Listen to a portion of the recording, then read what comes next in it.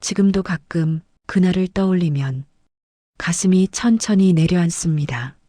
아버지 전 재산 7천만 원을 제가 훔친 날, 그날은 비도 오지 않았고 집안에 특별한 일도 없었습니다. 그래서 더 선명하게 남아 있습니다. 아버지는 그 돈을 하루아침에 번 사람이 아니었습니다. 새벽에 나가 저녁이 돼서야 들어오는 일을 수십 년 동안 반복하며 조금씩 모은 돈이었습니다. 허리가 아프다, 무릎이 성하지 않다. 그런 말을 하면서도 돈 이야기가 나오면 항상 같은 말을 하셨습니다. 이건 나중에 네가 크면 쓸 돈이다. 그 말이 저를 더 숨막히게 했습니다. 저는 어릴 때부터 늘 부족했습니다. 친구들이 새 운동화를 신을 때 저는 늘 한철 지난 신발을 신었고 학원에 다닌다는 말은 입 밖으로 꺼내본 적도 없었습니다. 아버지는 제가 갖고 싶다는 말을 할 때마다 잠깐 고개를 숙였다가 괜히 웃으며 미안하다고 말했습니다. 그래서 저는 어느 순간부터 갖고 싶다는 말 자체를 하지 않게 됐습니다. 그런 제 앞에 어느 날 엄마가 다시 나타났습니다. 오랫동안 연락도 없던 사람이 아무렇지 않게 전화를 걸어왔습니다. 너 이제 어른이잖아. 그 말이 이 모든 일의 시작이었습니다. 엄마는 제가 기억하던 모습과 조금 달라져 있었습니다. 말투는 부드러웠고 제 이야기를 처음부터 끝까지 다 들어주는 사람처럼 보였습니다. 그게 얼마나 오랜만인지 저도 모르게 마음이 풀렸습니다. 엄마는 제 삶을 차근차근 물었습니다. 지금 하는 일, 버는 돈, 앞으로 어떻게 살고 싶은지, 그리고 아주 자연스럽게 이런 말을 했습니다. 지금 네 인생 너무 답답하지 않니? 그 말에 저는 아무 대답도 하지 못했습니다. 대답하지 않았다는 건 사실 인정했다는 뜻이었을지도 모릅니다. 엄마는 제가 그동안 얼마나 참고 살아왔는지를 정확히 짚어냈습니다. 넌 늘 양보만 했잖아. 그 말이 이상하게도 위로처럼 들렸습니다. 그리고 조금씩 아버지 이야기를 꺼냈습니다. 네 아버지가 그 돈 왜 모았겠니? 다 너 쓰라고 모아둔 거야. 그 말이 도둑질이 아니라 마치 미리 받아 쓰는 것처럼 들리기 시작했습니다. 엄마는 아버지가 저를 위해 얼마나 희생했는지를 하나하나 나열했습니다. 학비, 생활비, 제가 실패했을 때 말없이 메워준 순간들, 그 말들이 고마움이 아니라 빚처럼 느껴졌습니다. 그리고 결정적인 말을 했습니다. 그 돈은 아버지 돈이기도 하지만 네 인생을 위해 모아둔 돈이야. 그 말을 듣는 순간 저는 선이 어디 있는지 헷갈리기 시작했습니다. 며칠 뒤 엄마는 아버지 통장 사진을 보내달라고 했습니다. 확인만 하려고. 너무 아무렇지 않아서 저는 별 생각 없이 통장을 꺼냈습니다. 사진을 보내자 엄마는 입출금 내역을 물었고 이체 한도를 물었고 아주 구체적인 질문을 차분하게 이어갔습니다. 그제야 가슴이 철렁 내려앉았습니다. 이건 아버지 모르게 하는 거잖아. 제가 그렇게 말하자 엄마는 잠시도 망설이지 않고 이렇게 답했습니다. 그래야 아버지도 안 다쳐. 지금 말하면 괜히 싸움만 나. 이상하게도 합리적으로 들렸습니다. 엄마는 제가 망설일 때마다 같은 말을 반복했습니다. 잠깐이야. 금방 돌려놓으면 돼. 아무도 몰라. 그 말들이 겹치고 겹치면서 결국 제 양심을 덮어버렸습니다. 송금 버튼을 누르기 전날 밤 엄마에게서 문자가 하나 왔습니다. 내일이 마지막이야. 그 문장을 보는 순간 저는 이미 선택을 끝냈다는 걸 알았습니다. 아버지가 일을 나간 사이 조용한 집에서 저는 통장을 들고 한참을 서 있었습니다. 그리고 7천만 원이 사라지는 걸 눈으로 지켜봤습니다. 그 순간 모든 게 끝났다는 걸 알았어야 했는데 저는 오히려 이제 시작이라고 착각했습니다. 엄마는 돈을 받았다는 말만 남기고 점점 말수가 줄었고 얼마 지나지 않아 연락이 끊겼습니다. 그제야 제가 무엇을 잃었는지 조금씩 실감하기 시작했습니다. 집으로 돌아갈 수 없었습니다. 아버지를 볼 자신이 없었고 설명할 말도 떠오르지 않았습니다. 그렇게 저는 아버지의 돈뿐 아니라 아버지 곁에서 도망쳤습니다. 처음에는 연락이 조금 뜸해진 정도라고 생각했습니다. 엄마도 바쁠 수 있고 일이 꼬였을 수도 있으니까요. 하지만 며칠이 지나고 일주일이 지나도 전화는 오지 않았습니다. 제가 먼저 걸어도 신호만 가다 끊겼고 문자를 보내도 읽지 않은 채로 남아 있었습니다. 그제야 이상하다는 생각이 들었습니다. 불안해진 저는 엄마에게 연달아 전화를 걸었습니다. 받지 않는 전화가 쌓여갈수록 가슴이 조여왔습니다. 그러다 문득 이런 생각이 들었습니다. 설마 그 생각이 머릿속에서 떠나지 않았습니다. 엄마가 다시 연락을 해올 거라는 기대는 하루가 다르게 작아졌습니다. 결국 확인해 봐야겠다 싶어 엄마가 말해줬던 주소로 찾아갔습니다. 하지만 그곳엔 아무도 없었습니다. 문은 잠겨 있었고 우편함에는 며칠치 고지서가 그대로 쌓여 있었습니다. 그제야 모든 게 확실해졌습니다. 엄마는 처음부터 돌아올 생각이 없었던 겁니다. 그 순간 돈보다 먼저 아버지 얼굴이 떠올랐습니다. 제가 무슨 짓을 했는지 어떻게 설명해야 하는지 아무것도 떠오르지 않았습니다. 집으로 돌아갈 수 없다는 생각이 점점 더 확실해졌습니다. 돈이 사라졌다는 사실보다 더 무서웠던 건 아버지를 마주해야 한다는 현실이었습니다. 아버지는 아무것도 모르고 있었습니다. 평소처럼 일을 나가고 평소처럼 저녁에 들어와 밥을 먹었습니다. 그 모습을 보는 게 더 힘들었습니다. 괜히 눈을 마주치지 않으려고 방으로 들어가 문을 닫았습니다. 아버지가 통장을 확인하는 날이 언젠가는 올 거라는 걸 알고 있었지만 그날이 오늘이었으면 좋겠다는 말도 안 되는 생각까지 들었습니다. 차라리 들켜버리면 끝날 것 같았거든요. 하지만 아버지는 아무 말도 하지 않았습니다. 그 침묵이 저를 더 궁지로 몰았습니다. 결국 저는 집을 나왔습니다. 아무 계획도 없이 가방 하나만 들고 집을 나섰습니다. 그게 도망이라는 걸 알면서도 그 선택 말고는 다른 길이 보이지 않았습니다. 그날 이후 아버지에게서 몇 번의 전화가 왔습니다. 받지 못했습니다. 벨소리가 울릴 때마다 심장이 먼저 반응했습니다. 전화를 받으면 모든 게 끝날 것 같았고 받지 않으면 조금이라도 숨을 쉴 수 있을 것 같았습니다. 그렇게 저는 선택을 한 번 더 잘못했습니다. 처음 몇 달은 매일 불안했습니다.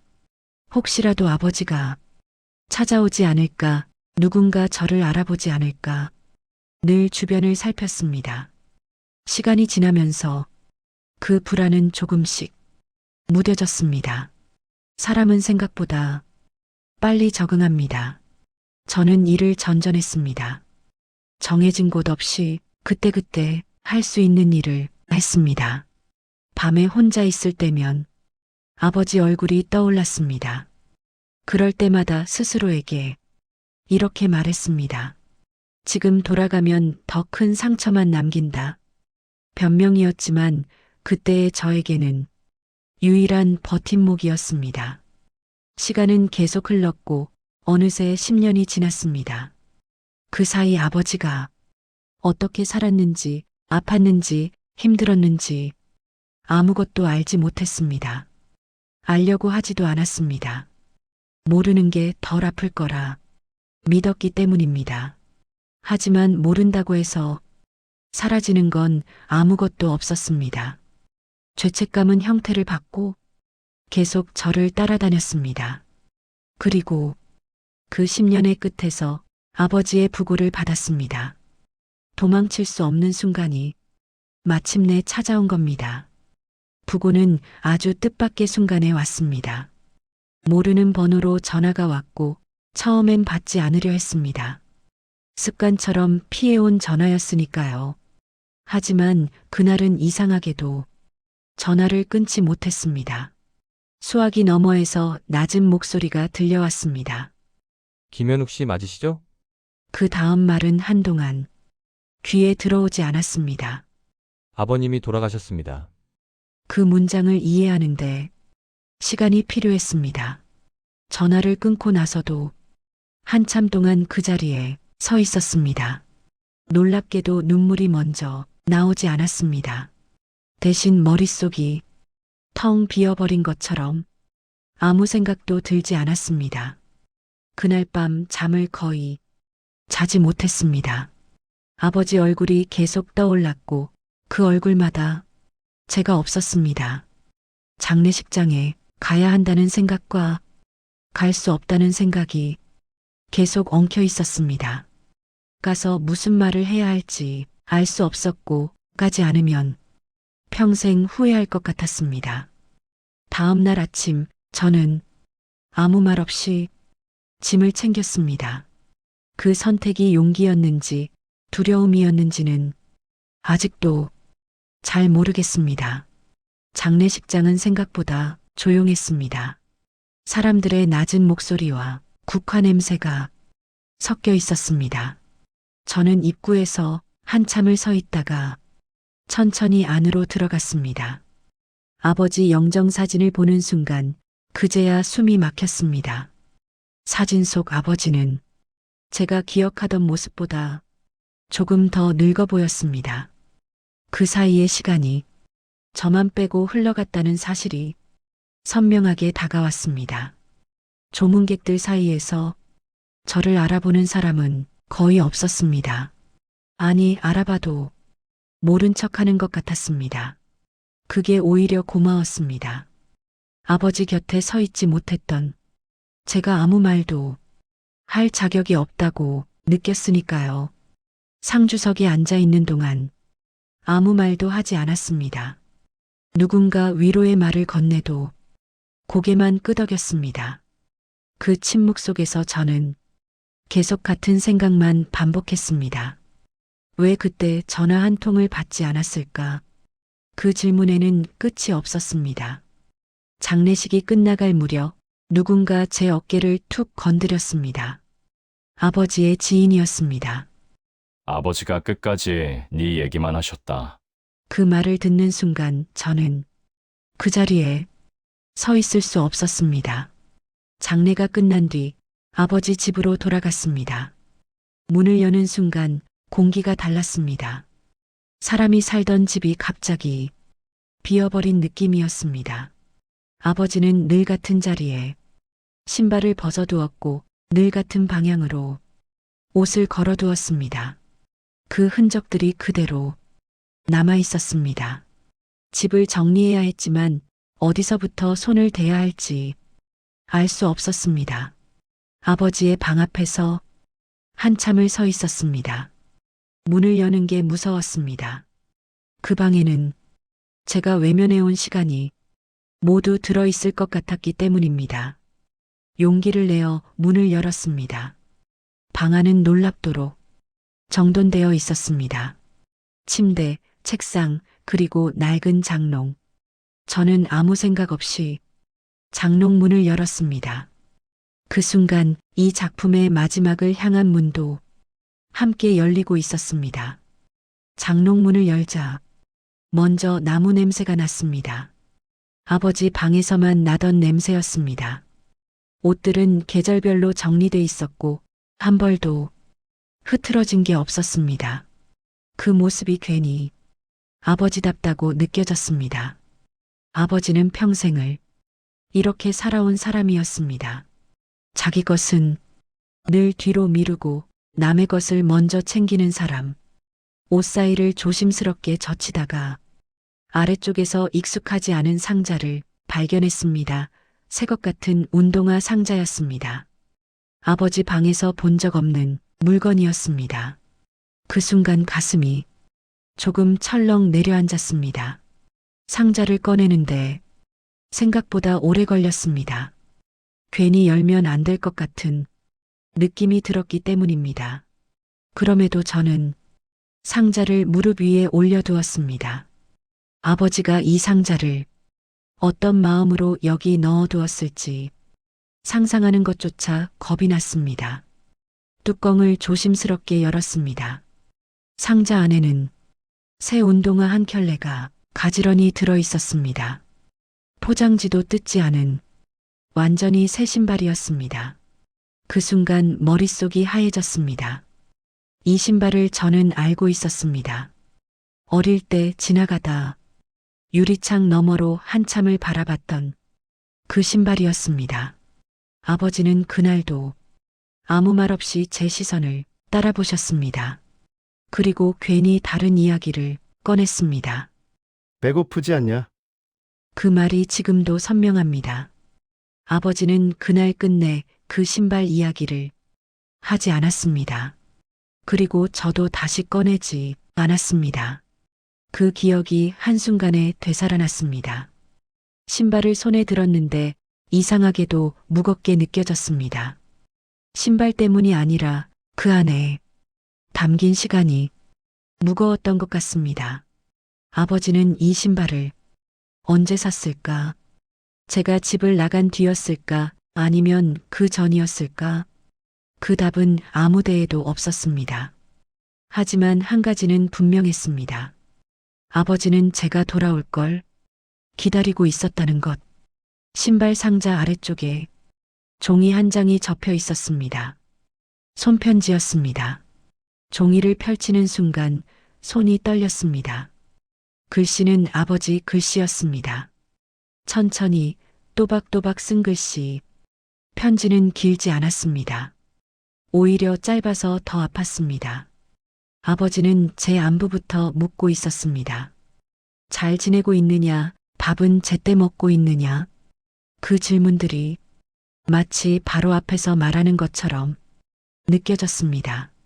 그리고 그 다음 문장에 눈이 멈췄습니다. 아빠는 한 번도 널 원망한 적 없다. 그 문장을 몇 번이나 다시 읽었습니다. 믿기지 않아서, 아니, 믿고 싶어서. 아버지는 돈 이야기를 하지 않았습니다. 사라진 돈도, 제가 한 선택도 한마디도 꺼내지 않았습니다. 대신 이렇게 적혀 있었습니다. 돌아오면 이 신발 신고 같이 밥 먹자. 그 문장을 읽는 순간 저는 더 이상 버틸 수 없었습니다. 그 자리에서 주저앉아 한참을 울었습니다. 아버지는 끝까지 저를 아들로 기다리고 있었습니다. 편지를 다 읽고 나서도 한동안 자리에 앉아 있었습니다. 울음이 멈췄는데도 몸이 움직이지 않았습니다. 잠시 후 아버지 방을 다시 둘러보다가 서랍 하나를 열었습니다. 그 안에 통장이 있었습니다. 아버지가 평소 쓰던 통장이었습니다. 무심코 잔액을 확인했는데 순간 눈을 의심했습니다. 생각보다 돈이 많이 남아 있었습니다. 제가 가져간 7천만 원을 빼고도 아버지는 여전히 저를 위해 돈을 남겨두고 있었습니다. 그제야 모든 게 한꺼번에 이해됐습니다. 아버지는 제가 돈을 가져갔다는 걸 알고 있었을지도 모릅니다. 아니, 확실히 알고 있었을 겁니다. 그래도 아무 말도 하지 않았던 거겠죠. 그 사실이 저를 더 무너뜨렸습니다. 차라리 화를 내고 욕을 하고 연을 끊었으면 덜 아팠을지도 모르겠습니다. 하지만 아버지는 끝까지 아버지였습니다. 그 통장을 손에 쥐고 저는 오래도록 아버지 방에 서 있었습니다. 집을 정리하고 나오는 길에 아버지의 신발장이 눈에 들어왔습니다. 신발들은 모두 비슷비슷했습니다. 편한 신발, 오래 신은 신발, 필요한 만큼만 가지고 있었습니다. 아버지는 자기 자신에게는 늘 인색한 사람이었습니다.